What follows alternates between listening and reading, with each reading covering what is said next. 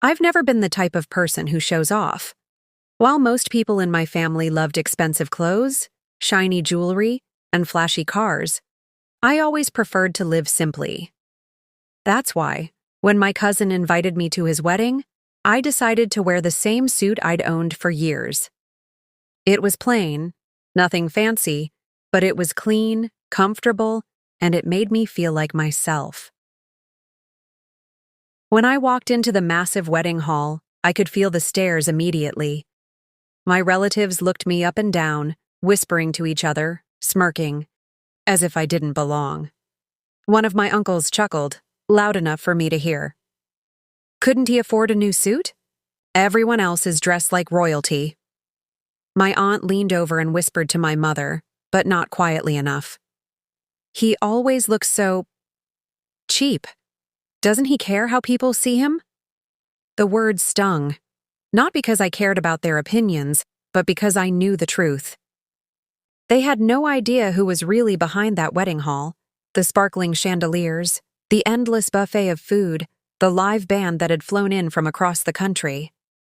Because while they mocked me for my simple suit, what they didn't know was that I had secretly paid for the entire venue, every last detail of the $25 million wedding they were so proud of.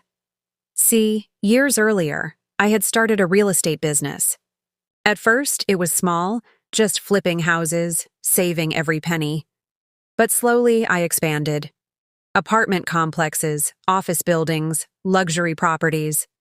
Eventually, I became the silent owner of one of the most exclusive event venues in the city. But I never told my family. I knew exactly how they'd react. They'd only see me as a bank account, not as a person. So I stayed quiet.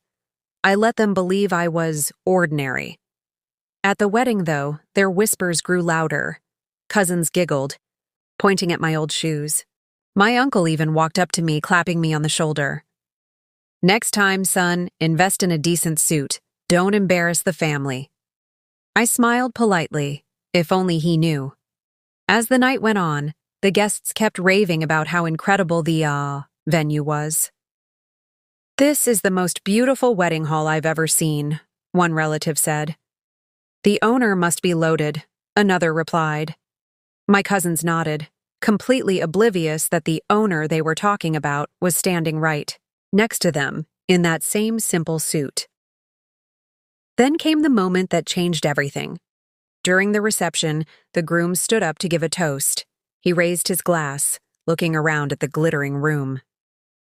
I want to thank someone very special tonight, he began. Without him, this wedding wouldn't have been possible.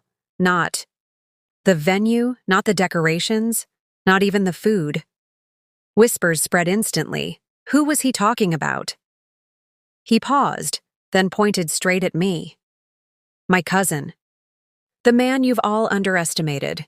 He's the owner of this venue, and he paid for everything you see tonight. The room fell silent. Forks froze in midair. Glasses stopped clinking. Every mocking relative turned to stare at me, their eyes wide with shock. My uncle's face turned red. My aunt's jaw nearly hit the floor. My cousin sat speechless, suddenly realizing that the cheap suit didn't define me. In that moment, I felt something powerful. Not pride in the money I had, but pride in the lesson they were learning. After the toast, relatives swarmed me, their tones completely different now. We had no idea. Why didn't you tell us? You've done so well for yourself. But I didn't need their approval. I simply smiled and said, I never needed to tell. Success doesn't need to shout. It speaks for itself. Later that night, as I walked through the empty hall after the guests had gone, I ran my hand along the polished marble and thought about how ironic it all was. They judged me for what I wore, but they were celebrating inside the very walls I had built. And that's when it hit me. True wealth isn't about what people see, it's about what you build when no one's watching.